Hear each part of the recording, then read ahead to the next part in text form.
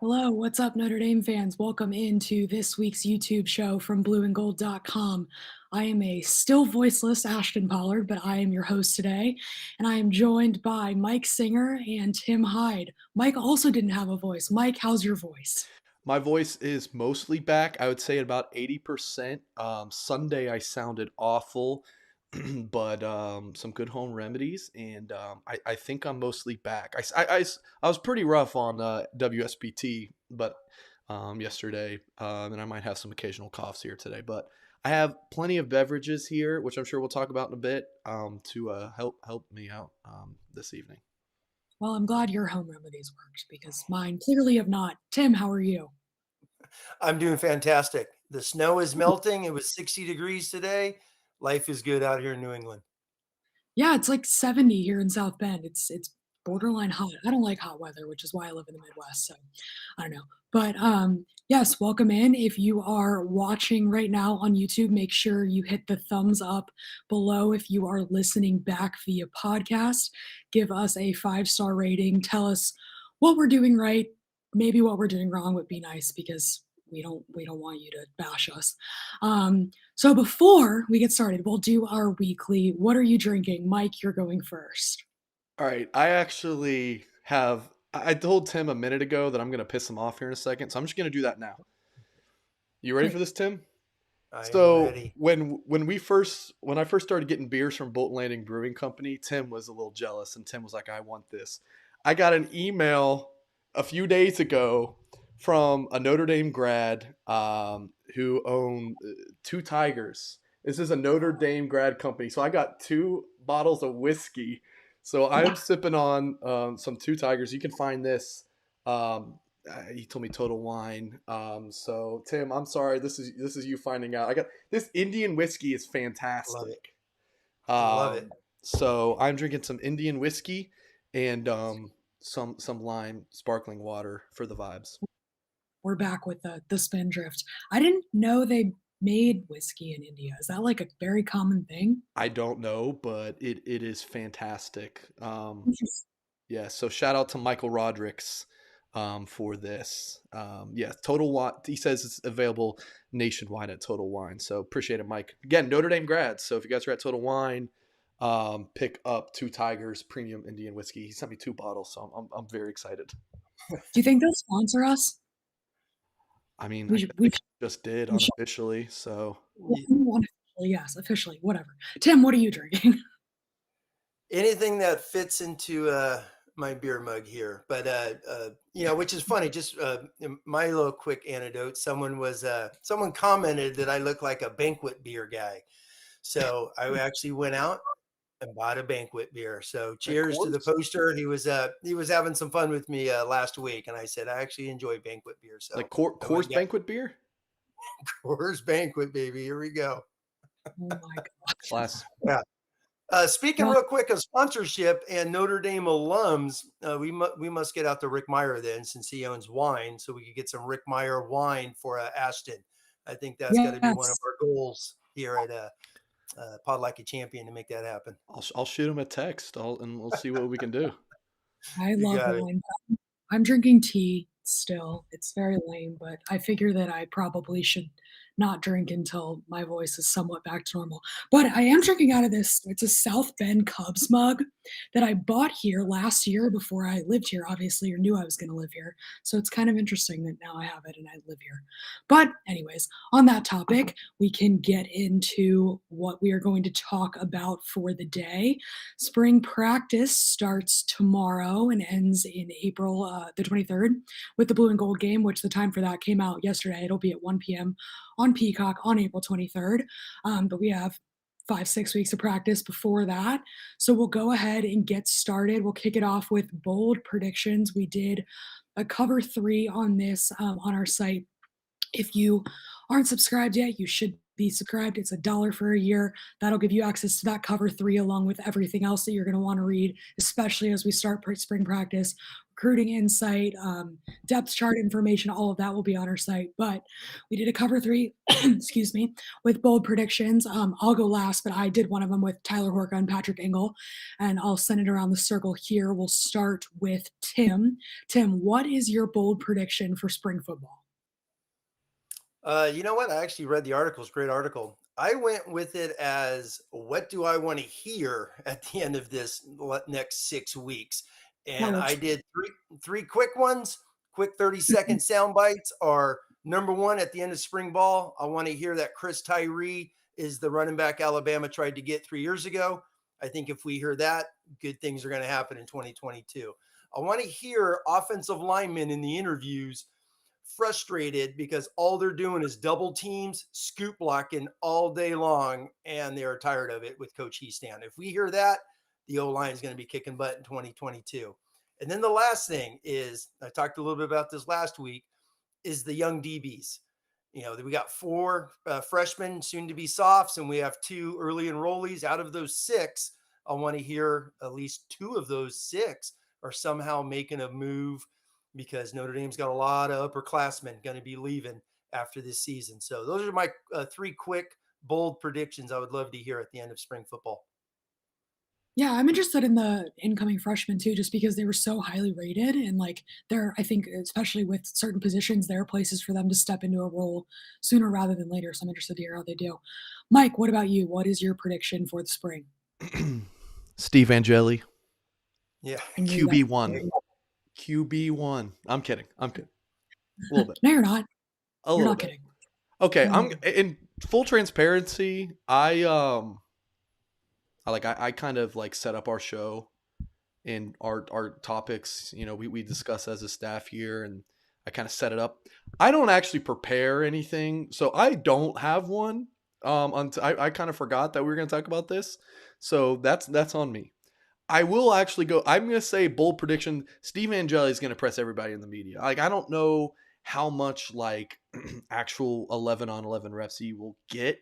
You know, if they do a lot of third team and the media gets to see that, like I don't know. It's actually pretty neat. Last year spring, um, no media got to go to it because of the pandemic, but Notre Dame sent out 3 minutes of highlights to the media every day, and then we would upload it to our YouTube channel. It's really when our help blow up our YouTube channel because I would do these narration videos over them. And I would kind of give a play-by-play, slow it down a little bit, and you could see the third team and all this stuff. I actually emailed Notre Dame and I said, "Hey, can you guys do that again? Like, even though some of practice can be available to media, I think we get 4 practices plus the spring game, which of course everyone gets to see." I'm like, because I want to see that third team. Like, I don't know how much we're gonna get to see. You know, again, Steve Angeli in 11 on 11 setting, but I think that there's a lot of Angeli doubters out there. I'm obviously hyping the dude up every chance I get, but I do believe that, one of my bold predictions is that he is going to really impress. And I'll stick with the true freshman. Josh Burnham, talking to sources after signing day, he's someone that the Notre Dame staff, again, from what I had been hearing, is someone that they think has a very strong possibility to play as a true freshman. So, bold prediction, watch out for Josh Burnham making an impact, potentially even with the second team, dare I say, whether it's at, Will, does he come in some funky package as a pass rusher or an extra linebacker, Marcus Freeman, Al Golden, they have all sorts of tricks up their sleeve with formation. So I'm going to go with Angeli and Josh Burnham and pressing people, and Burnham potentially being someone who does not take a redshirt year, even though Notre Dame's linebacker depth is pretty good. It's interesting that you went Burnham. I feel like the common, if you're going to pick a freshman linebacker to play right away, is Jalen Sneed for obvious reasons. Hey, we're going bold. This is bold. Yeah, That's, Sneed's easy. that's fair. Yeah, Yeah, Sneed's that's easy. The guys I had heard, Sneed's what everyone thinks. A lot of people say Jaden Mickey as like a true freshman watch, and I think that's a little bit more so, Ashton, because like there's just that positional need at cornerback. I mean, Tim could talk about how much Notre Dame needs to, improve that position until the dude's blue in the face. To me, it's not Mickey. It's I had been hearing Burnham and Jadarian Price a little bit, obviously Snead, and then Billy Schrouth was another one who, even though Notre Dame has a really deep offensive line, sources felt like Schrouth could potentially break in there. But of course, he had, what was it, shoulder surgery, I want to say, after the All-American Bowl, something he had been playing with for months now. He played it with his during his senior season. Notre Dame took a look at it when he enrolled, said, "Hey, let's go ahead and clean this up." So he'll miss spring, but he's a darn good football player. Yeah, he talked about that in that media availability in early February, mid-February, whatever, that his rehab was going well. I went with, I'll give a little preview in the cover three. I went with Maris Leofau at linebacker, and that was for a couple of reasons. One, there is a lot of linebacker depth, like you mentioned, Mike, but it's kind of wide open in the sense that, like, there's no true. I mean, like, JD Bertrand obviously was a leading tackler on the team, and shout out to him. He had more than 100 tackles. That's awesome. But like, they have totally different skill sets, and you could tell, especially towards the end of the season, it kind of started to wear the season started to wear Bertrand down. His production dropped off significantly. I think Maris would have done better in that situation. It has more of that rover-esque skill set that Jeremiah Owusu-Koramoah had, more so than Bertrand. In all accounts, last summer, before he fractured his ankle, whatever lower leg injury that required surgery that ended his 2021 season, but he never played it.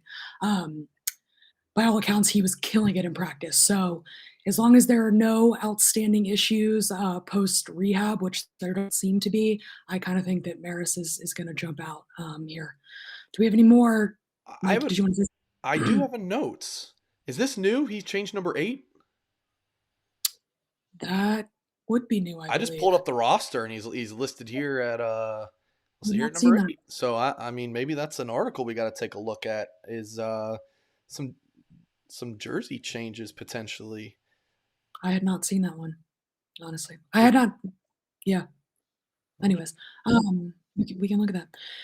Yeah, so let's move. This is also in the spring ball category, and it is one of Tim's favorite topics. Let's talk quarterbacks. So we have Tyler Buckner, Drew Pine. Mike will say we have Steve Angeli in there. Also, Ron Paul's son, Ron Paul's. I think he's the third, right? Not junior, the third. He is in there as well. But pretty much, it's a Buckner versus Pine battle. We can talk about how close of a battle that is. Someone put in the comments, Tyler Horka is the new president of the Drew Pine fan club. He absolutely is. He's a big Drew Pine fan. But yeah, so let's talk through that kind of. What do you foresee coming out of spring practice as far as the quarterbacks go, Mike? I actually agree with Tyler's premise of his cover 3 article was kind of like, look, I think that coming out of the spring, it's going to be pretty neck and neck. How we determine that, though, is kind of the discussion. Is like, is it what's said publicly? Because I would be pretty stunned if there's a quarterback named after spring ball. From everything I hear about, like, Marcus Freeman and his background as a coach, it is breeding competition. So I would be stunned if there's any starters named. I think there's one player on this team that has a guaranteed starting spot, and it's Joe Walt. Don't at me. Maybe Blake Fisher. Yeah, maybe Joe Walt and Blake Fisher. They got pretty good shots. And then Isaiah Fox. Brandon Jones. Okay. You guys get him playing. Jarrett Patterson, if he's back. I'm sorry? I said Jarrett Patterson's the big one if he's back from his injury. All right, yeah, okay. That's yeah, fair enough. That's Okay, that's very well for you, Mike. I digress. But if we're gonna determine it by what's kind of behind the scenes, then that's the different discussion. Is does Notre Dame after spring ball say, like, yeah, this is still a 50-50 quarterback battle, but internally, they believe it's one of the two. That's kind of the big question I have, but I don't know. I said this, and I think it was maybe not last week's show, but the week before, where Ashton was out and it was just me and Tim, and I said, if you could merge these two quarterbacks together, I think you have like an all-American quarterback, because Buckner's got the size and athleticism. Buckner's not that tall, by the way. He's like 6'1". So both quarterbacks are not, 6'3", 6'4" giants back there. But I still, if you put, like, in my opinion, Drew Pines, how he throws the football, his mechanics into Tyler Buckner's body with his athleticism, I think you have an All-American quarterback. But my point kind of in saying that is I'm not ruling out like a 2 QB system this year. I think these two guys might complement each other. I understand the adage of if you have two quarterbacks, you have none. I agree with it to a degree, but it might be some kind of deal like we had last year with Cone and Buckner, but it might be flipped a little bit where Buckner's playing the majority and Pines maybe a little bit of a reliever. I don't know. Am I crazy here, Tim? A little bit, but that's okay. Okay. I look at it as it's Buckner's sophomore year. Drew Pine had a sophomore year. Drew Pine did not become the go-to guy. They had to go out and get a transfer quarterback just to take snaps last year. So I look at it as go back to the history since, I started watching, Notre Dame football way back when during the Holtz era. Tony Rice was a sophomore, took over. Rick Meyer was a sophomore, took over. Paulus was a sophomore, took over. You could say the same Brady Quinn when he officially took over. Jimmy Clausen when he became the full guy, the guy totally. So if you're not the guy by your sophomore year, outside of Kevin McDougal, who had a heck of a special year in '93, there hasn't been a lot of these guys. Even Ian Book started to play a lot his sophomore year. So there's been that type of a role, and I think Drew Pine's been here 2 years. Give it to Buckner. What do you have to lose? If he's the guy, I keep hearing this, well, you got to keep Pine involved. Well, no matter what, whoever the starter is, you're one play away from the next guy coming in. So, this transfer talk and all this, I don't buy it. I don't buy it going into this year because there's really two true quarterbacks on this roster, and both will probably play. So I went out and watched Tyler Buckner. I just went out. I put on his opening drive. They're down 10-0 to Virginia Tech, and you go and watch the Buckner the series that he leads. How do you not want that guy being your guy when it's him full time? It's your offense. People need to go back and rewatch that because I think you're going to get that type of an offense out of Buckner compared to what you do from Pine. And real quick off of that is if Pine's in, the offense is going to change a little bit. It has to, because with Buckner, you got to respect the run, and with the limited wide receiver depth and whatnot, you need that aspect of Tyler Buckner on the field. Sorry, y'all. We just cut out and cut back in, but I think we're back up. All right, I think we are back. I apologize for that, guys. My internet crapped out. I'm guessing. I don't know. This has never happened before. But we still got some people with us. Ashton, What? Sorry. Okay. I think. Did you want me to go ahead? Sorry, I didn't want to interrupt you. No, I don't. Okay. I do think we're back on. So, Ashton, you can continue us here. Tim, did you have any additional quarterback battle thoughts? Oh, it's gonna be a battle, but my main thinking is, what do you have to lose? Once again, if Buckner shows that he's the guy and whatnot, but if Pine goes out there and lights it up and he's the guy and he dominates spring ball, then name him the starter. No matter what, you only got two quarterbacks. I highly, highly doubt one of those guys is going to leave. Where else are they going to go that has a top-notch job wide open right away? So I think Buckner's the sophomore. If Pine was that far ahead of him, then where was he after Cincinnati last year? We didn't see him. All right. A couple quick things. For podcast audience listening to this, we are recording this live, obviously, and we just had some internet connectivity issues. So if you're listening back and you're like, what the heck just happened? That is what happened. Tim, I get it, but it's like, he's the sophomore. Great. Congratulations, you're a sophomore. I don't see the big deal about that point.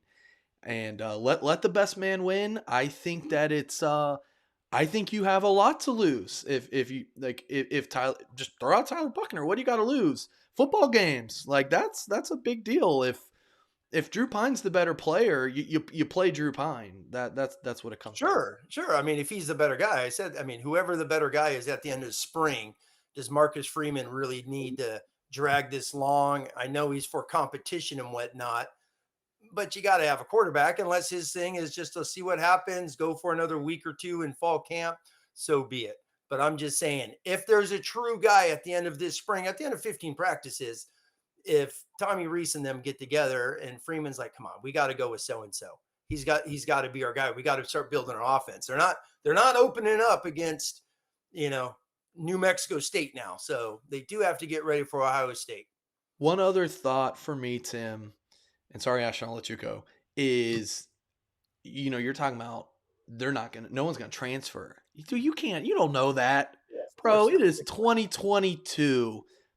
Especially if you name Buckner the quarterback after spring ball, Pine's like, dang, man, like I could transfer somewhere right now, get here in June, learn the playbook, throw with the guys, and then have full fall camp. Man, if I'm Notre Dame, I'd rather hold him hostage for a little bit. And that's kind of a negative term, but I mean it in a good way, because like he's a really good quarterback. You want Drew Pine on your roster. So I think he's Ian Book with a little bit higher upside, in my opinion. Like that's the ceiling for me. Do you think he has the same legs as Ian Book? Because that was kind of the big thing with Ian. Like Ian Book was never going to be your NFL style pocket passer. The thing with Ian Book, which is similar to what we have with Tyler Buckner, is that you have to account for the run. You have to account for the fact that he can escape. I would say that Pine, at least from what I've seen, Pine is not Jack Cohn. He's not a statue in the pocket, but he's not Ian Book either. What are your thoughts? So my thought there is I loved Ian Book. We're big supporters of him here at Blue and Gold, but problem is he used his legs too much. He relied on me. He was like a running back sometimes. He was just like, all right, first read not there. I'm going to go be Johnny Manziel. Like, so that I think that was to his detriment sometimes. Yeah, I don't necessarily disagree with that. I think that, and granted, the offensive line is in much better shape than it was last year when Cohn was getting sacked 6 times a game or whatever it was in the beginning of the year. But like, I just, maybe it's just my personal preference. I like the idea of having the defense having to account for the run. I don't know that Pine's enough of a threat with his legs to where it's a legitimate concern for an opposing defensive coordinator. That's what I think. I don't know. Hey, where was Drew Pine the last couple months of the season?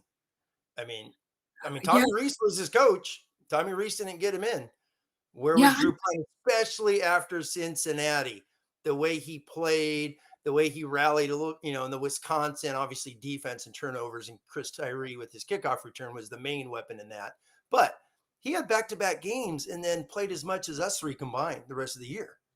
I mean, he never touched the field except for stretching. So where was he? And that's what I'm saying. When I see a sophomore, you've been there 2 years. You've been through the multiple camps, the spring balls. Buckner obviously passed him.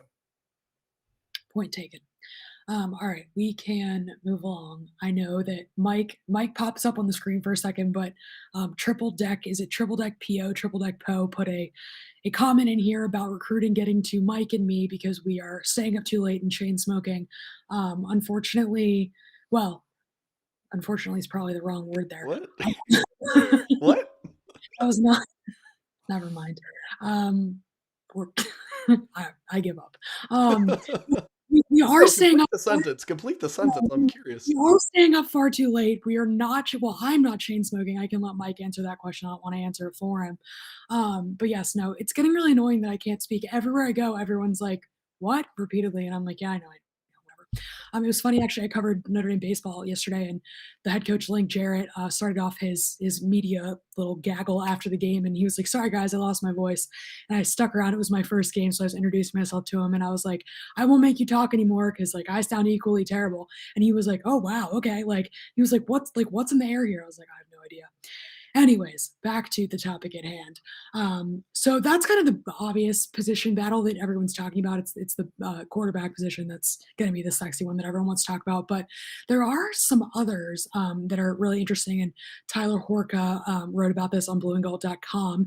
And if you have not yet subscribed to blueandgold.com, it is $1 for a year. You get all of this content, everything we're referencing, plus message board access, plus additional recruiting insight, all of that for just $1 for an entire year.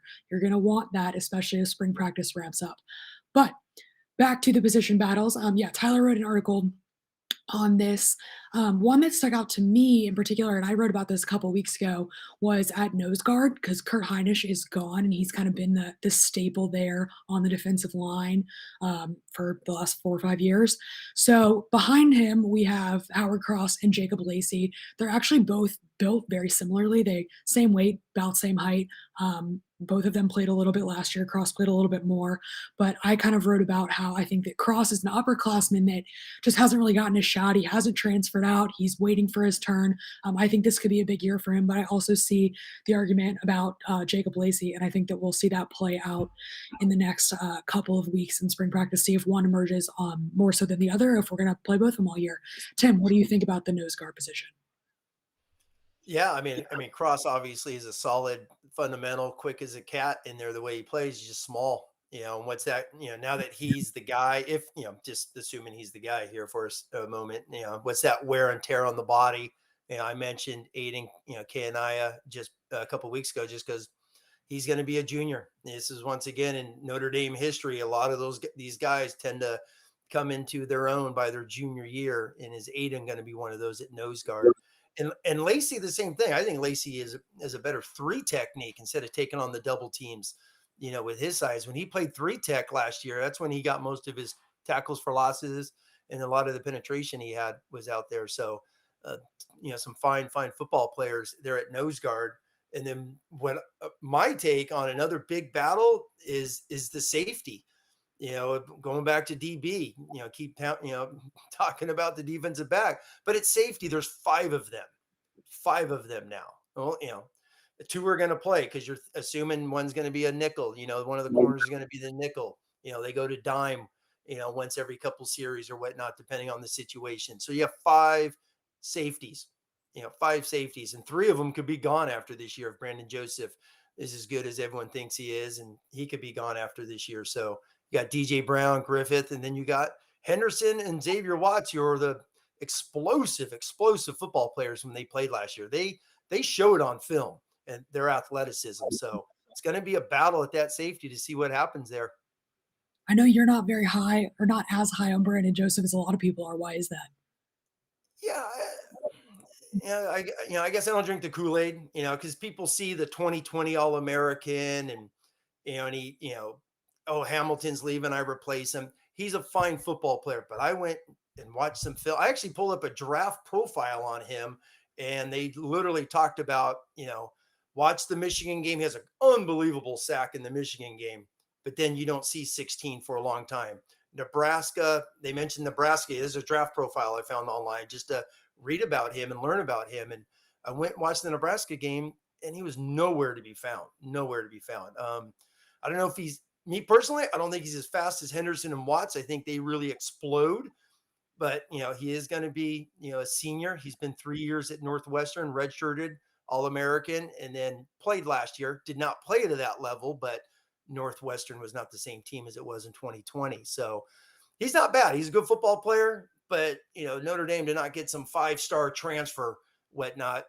He was the 1100th ranked player in the country coming out of high school. And I think some of that shows playing at Northwestern, but we'll see. He does have some athleticism. There's no doubt about that. Yeah, but I feel like the high school ranking, a couple there. There are plenty of guys that were 1,000 ranked players that are playing on Sundays now. Like Sure. that's not an automatic indicator that he's not going to be great. It's also good. No. I was gonna say perfect. I actually posted this on the message board today. We were talking DBs with someone, and Mike had commented. Someone had asked Mike about expanding the defensive backboard, and I was like, yeah, if you're going to expand it to Sauce Gardner, who was the 1,200th ranked recruit, 1175 or something like that, 11, he was so far down when Freeman recruited him to Cincinnati. Sure, if you're going to go find a guy like that, Sauce Gardner is a bona fide first-round draft choice. So sure, if you're going to go find someone like that. Watching Brandon Joseph, so talk about numbers and whatnot, he doesn't show that, I don't think. Who's one of Notre Dame's starting corners? Clarence Lewis, who was ranked in the 700s on three consensus. He kind of plays like a guy in the 700s and against the big team. So, sometimes those things are right. I know On Three just posted about the draft picks, how comparable those first rounders have been with the 5 and the 4 stars. So, the rankings are a lot better today than they were 25 years ago. They are getting better. Yeah, no, I hear you. I'm just kind of playing devil's advocate here. I'm also a Oh, big Brandon fan, but yeah, I don't know. no, I hear you. No, I hear you. Mike, do you have any thoughts on any specific position battles you're watching? And you cannot talk about Steve Angeli. What? What else am I going to talk about? Is there anything else to talk about? For a I don't know. YouTube audience, by the way, we just mentioned this 2021 NFL Draft by Stars thing. So this is, if you go to on3.com, it's under this draft tab. This is like a really cool, like you can get lost in this for a while. On3 is, I mean, I'm the happiest I've ever been. In 9 years of this, in working in this space, it's like On3 is it's really an incredible place, and I'm blessed to have this job. Safety was my first thought. I think Brandon Joseph is basically a penciled in starter. I didn't know that Tim was like not a big Brandon Joseph guy, so that was news to me. Yeah, Real not quick, big. wait, Yeah, not big. I'm not, I know, boo-boo-hooing you're it. not bashing him or anything. No. I know. I just you're typically a super optimistic guy, and it was new for me to not hear that from you. I like Henderson and Watts. I think those two guys are way more explosive than Brandon Joseph. And watching Brandon Joseph's film last year, that's what I base that off of. Fair enough. We do have a super chat. Triple Deck PO says thanks for pumping out all the awesome content. I'm sorry, maybe we're not your favorite site or whatever it is, but I can tell you we're the most hardest working site, Notre Dame fans. There's no way there's any other Notre Dame website pumping out as much as content as we are at blueandgold.com. Go count articles, go count a week and see how much we do versus everybody else. We're churning out a ton of stuff. We also do the YouTube and the podcast, so it's great stuff, Ashton. Yeah, no, I was also going to add to that. We're doing football, both recruiting and the spring practice stuff. We're doing baseball. We're doing both men's and women's basketball. We're doing hockey. We're doing everything all the time. So you should definitely check it out. Yeah, like we've said, it's just $1 for a year.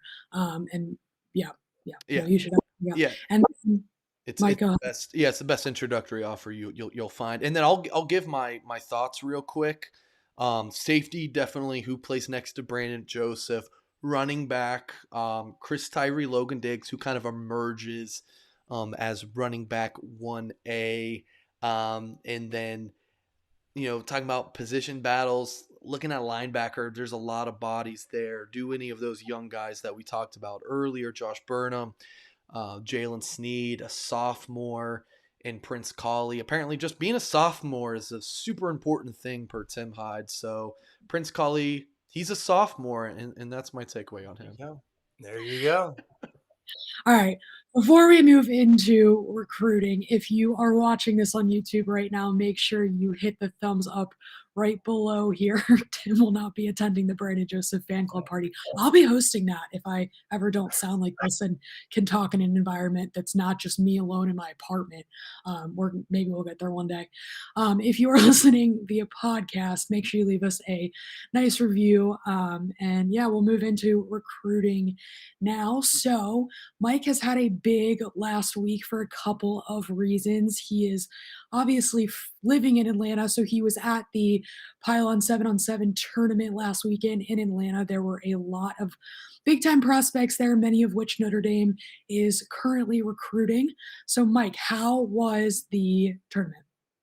It's where I lost my voice. I was interviewing Dante Moore and some of these guys, and I had to apologize right off the bat. Say, hey, usually don't sound like this. It was not my first time meeting Dante Moore, by the way. This was actually my third, just to throw that out there for anyone who was wondering.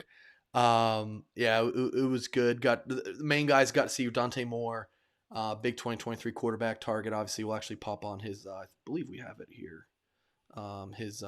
Maybe we don't have his tape here. Sorry. Obviously huge Notre Dame quarterback target. Chris Vizina, the other big Notre Dame quarterback target, and then Christian Gray, cornerback target. that I got to see. So yeah, it was a good time. But yeah, it was cold and windy on Saturday, and then Sunday I got sunburnt. I was pretty pissed about that, to be honest with you. But I yeah, wish you overall could good. see how Mike showed up to our Monday morning staff meeting with his sunburn and And his no ill. voice.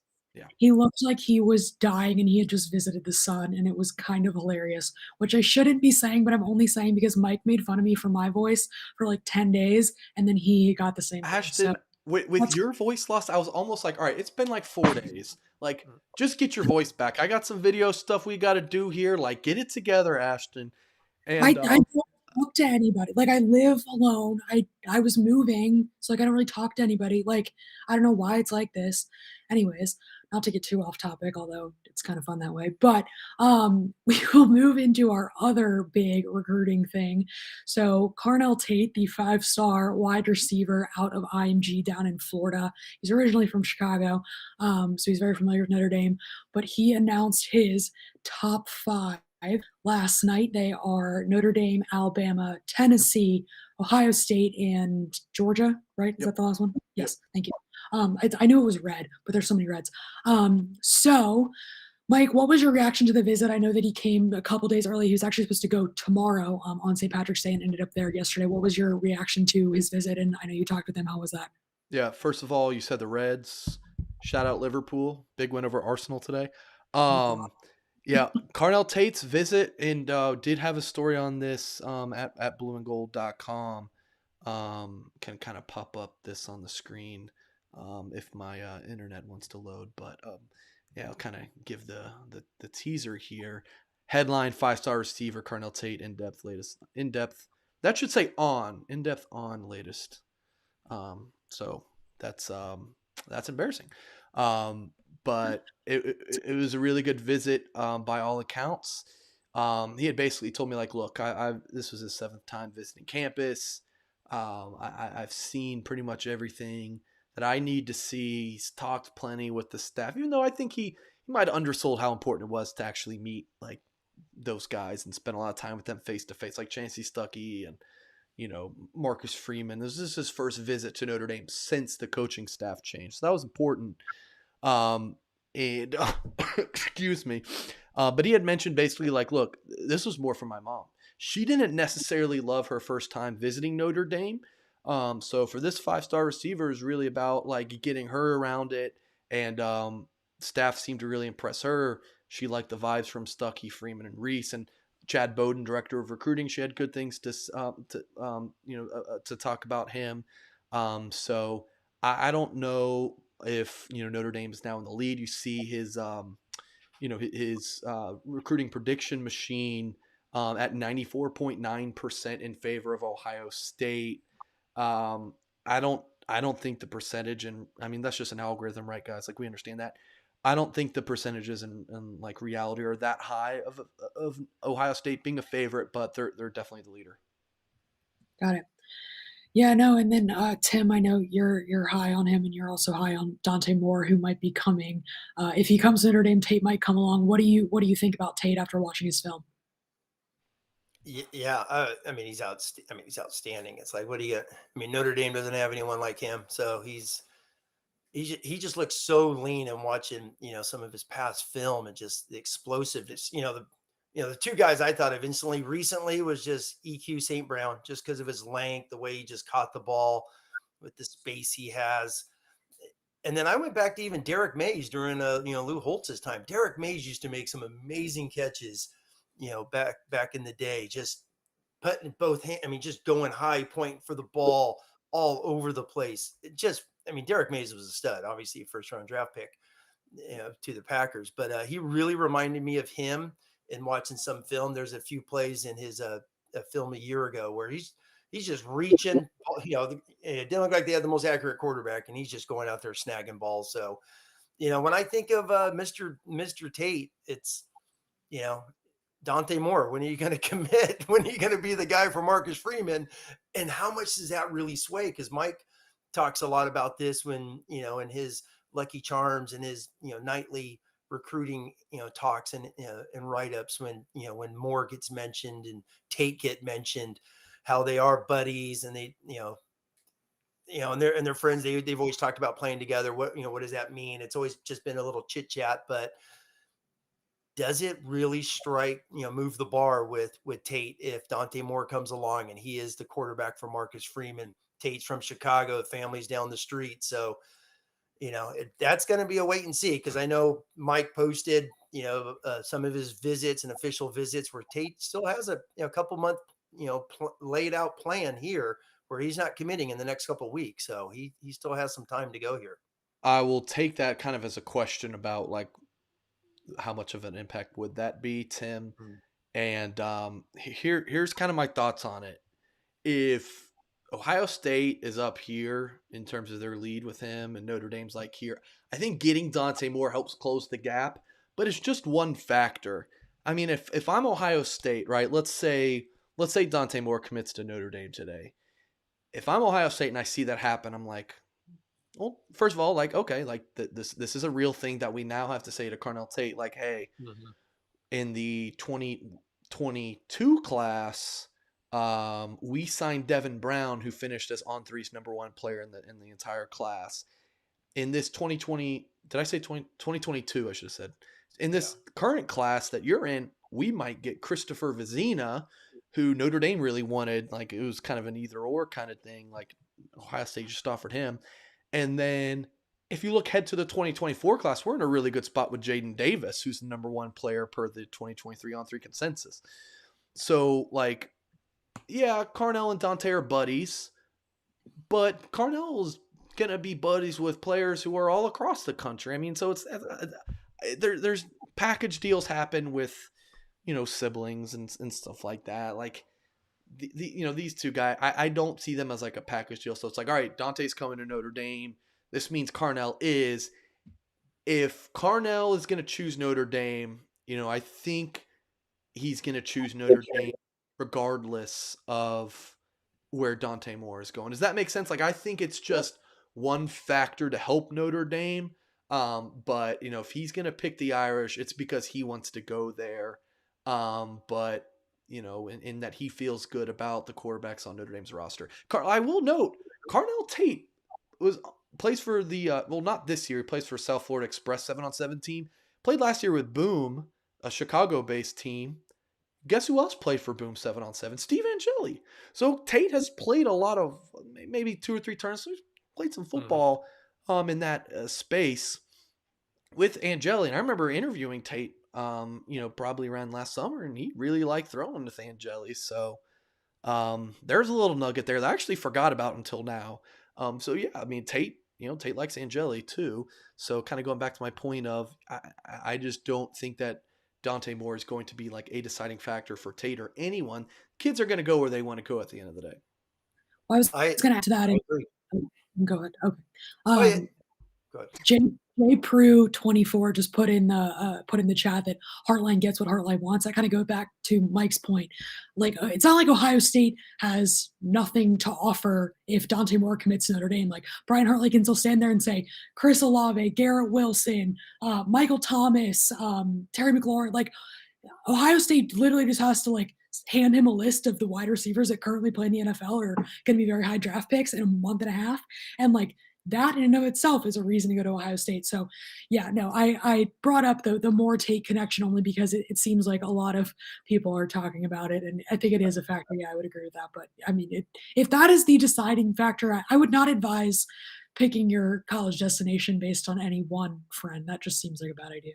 Yeah, it's like going to school based on, well, my girlfriend's going here that I've been dating for 4 months. Like, which is funny because now have you all seen the quarterback transfer like girlfriend tracker, that if you want to see where quarterback's going to transfer to, look at where their girlfriend goes, because it keeps happening over and over again. Like, I think Keaton Slovis's girlfriend is at Pitt. Yep. Is Jackson Dart's. Jackson Dart's not a good, I don't think, is an example, but there are like 4 or 5 that have transferred to programs that everyone's like, why are they there? And it's because their girlfriend's there. But anyways, we can. Hey, real quick on the wide receiver thing. I know the Buckeyes get a lot of wide receiver hype, but Notre Dame's got quite a few wide receivers playing in the NFL during the Brian Kelly era.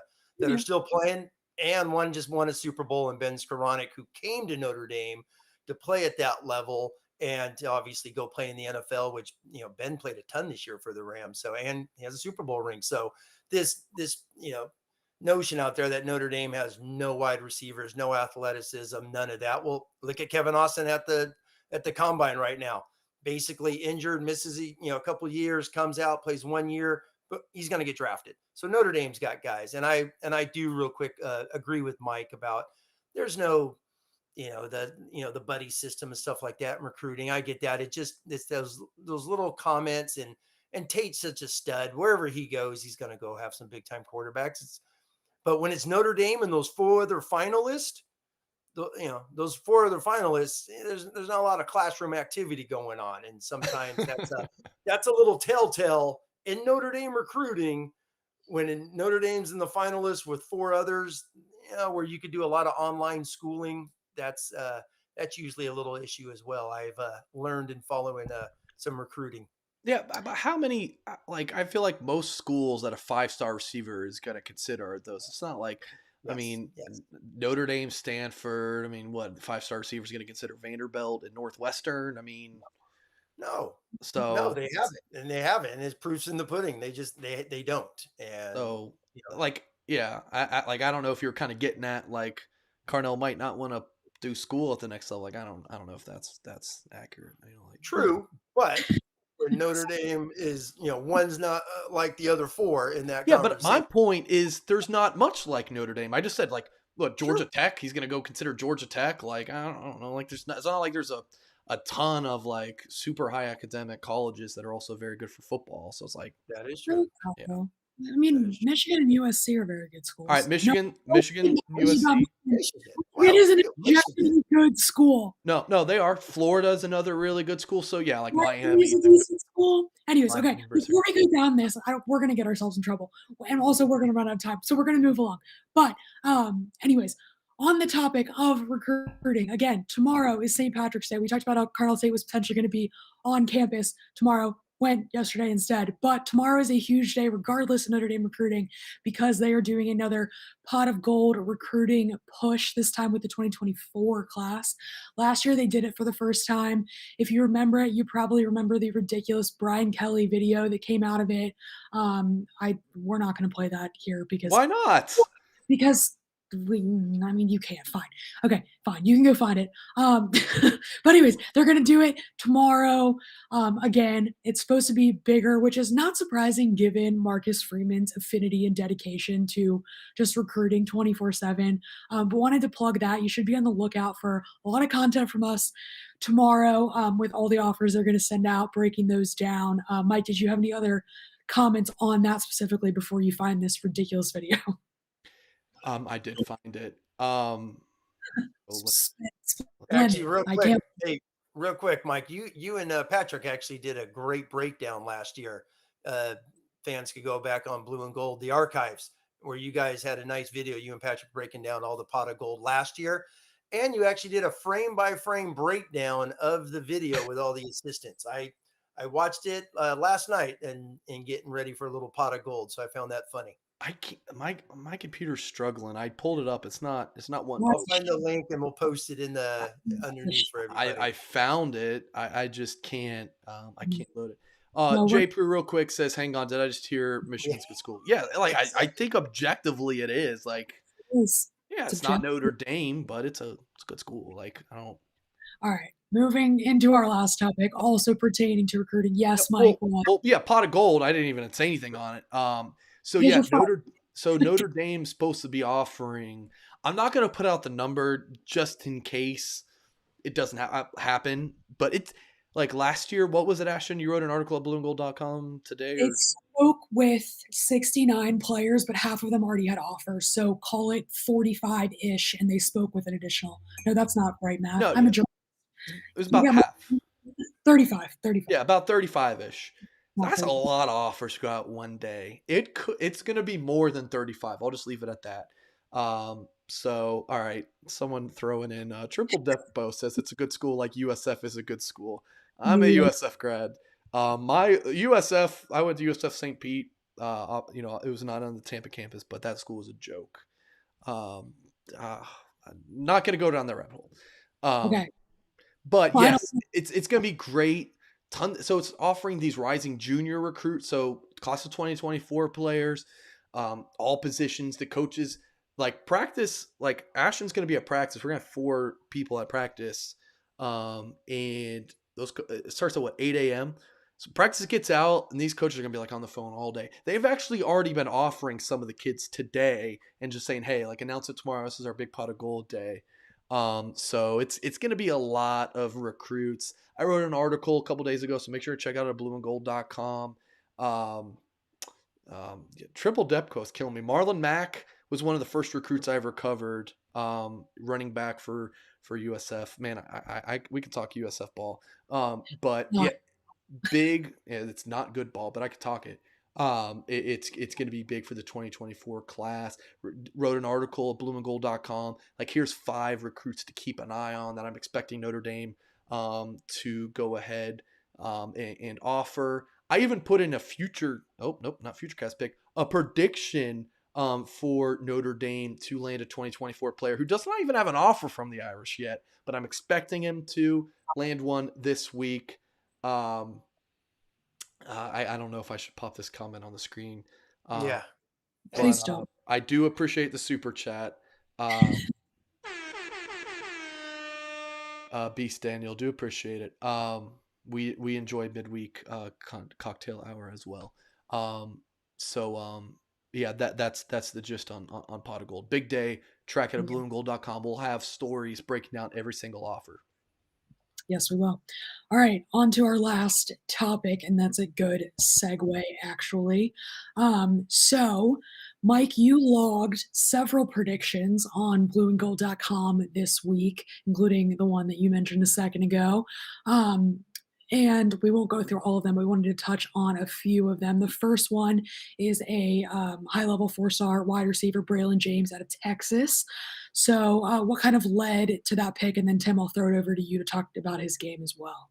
Sure. What led to the pick? Chancey Stuckey, Marcus Freeman, just coming in and killing it. James, someone who had an offer from Notre Dame last spring. I think it was May 25th. He got his offer from Del Alexander, but Notre Dame just never really was much of a factor in his recruitment. And then I don't know why, but I mean, he's like a Notre Dame fit all the way. Like, this is a kid who was leaning Stanford a couple months ago. Sources on the Notre Dame side feel really good. Sources close to James, believe that Notre Dame's trending in a good spot. I put in my prediction. You see the recruiting prediction machine for YouTube folks. It reads, that Notre Dame has an 85% chance to land him. I'd say that's maybe a little high. I'm pretty conservative with this kind of stuff. I'd say maybe about 65% chance. He's talking about visiting, Stanford in June for an official.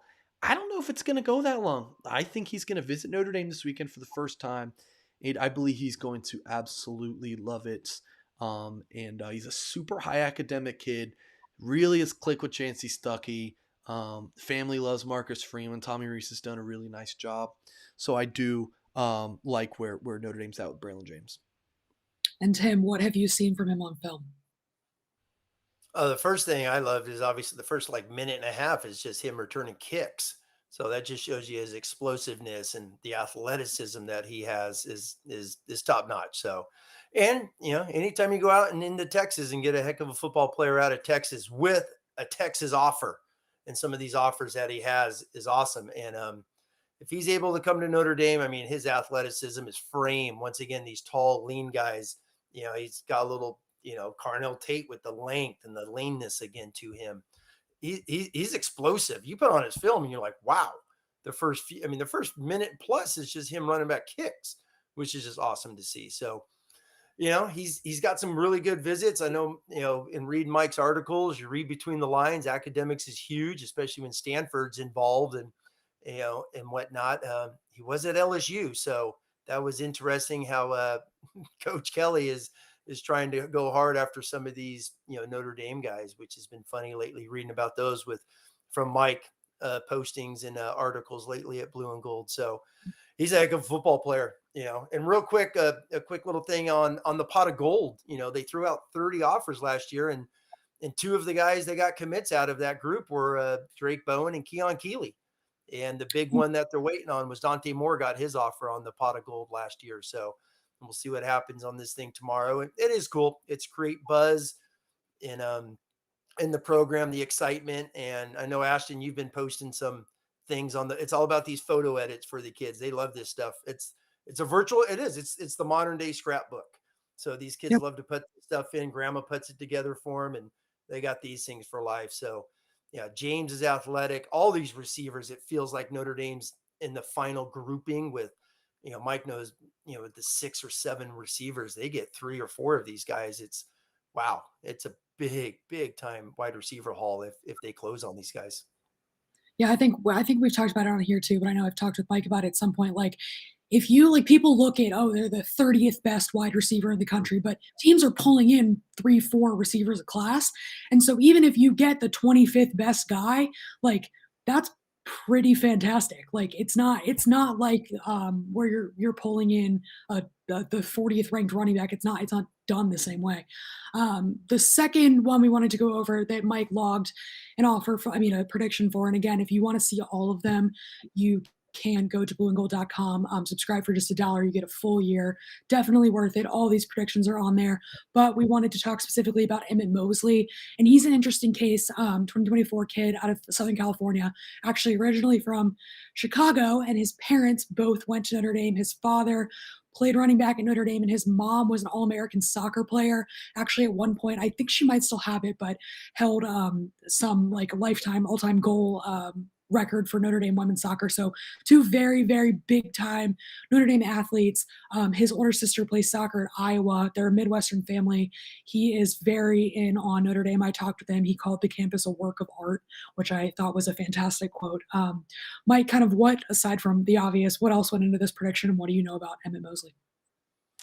I honestly really don't have much else to add other than the obvious in that. In your story, Ashton, Emmett basically said, I think his parents' quotes were, and you can find this, you can go to Emmett Mosley's On Three profile, and here's Ashton's story. He basically was, his parents were like, this is the one. Like, Yeah. and then talking to sources on the Notre Dame side of things, they're like, I don't know when he's visiting, but we feel really good about him. So I'm like, okay, that's all I needed. So it's obviously a projection pick. It's early. It's 2024. He's visited Notre Dame many times, but not as a recruit. So it's obviously going to be important for him to meet the staff. But I'll throw it to Tim. Ash and I are obviously pretty young to remember his pops playing at Notre Dame. What do you remember, Tim? Oh yeah, I mean his dad was a big time football player in the 95, 96 years for Lou Holtz. Played running back, big time return guy. Had the I believe a punt return against Texas back in 95, and that really blew that game up. He was awesome. He was a good football player because Lou Holtz in it, chuck it all over the place. So when Mosley got it, he made a lot of plays. He was a dual threat guy, which kind of like a Theo Riddick. He didn't play in the NFL like Theo did, but he was that type of a player. But the one thing with the young Mosley is, he's coming out of the Trinity League. The Trinity League is the number one league in America, and I've mentioned this before. Anytime Notre Dame could get a kid out of the Trinity League, you're getting a kid that's going to be ready for primetime football on day one, because those guys, wherever they go, I mean, the Pac-12 is loaded with Trinity League guys. I mean, heck, Alabama's quarterback and Clemson's quarterback are Trinity League guys. So they're ready to play. And watching this film, by the way, this is his freshman year. He was hurt a bunch his sophomore year, nicked up. His freshman year, he's playing varsity football with the big dogs at Servite, who finished in the top 5, I believe, in the country this year.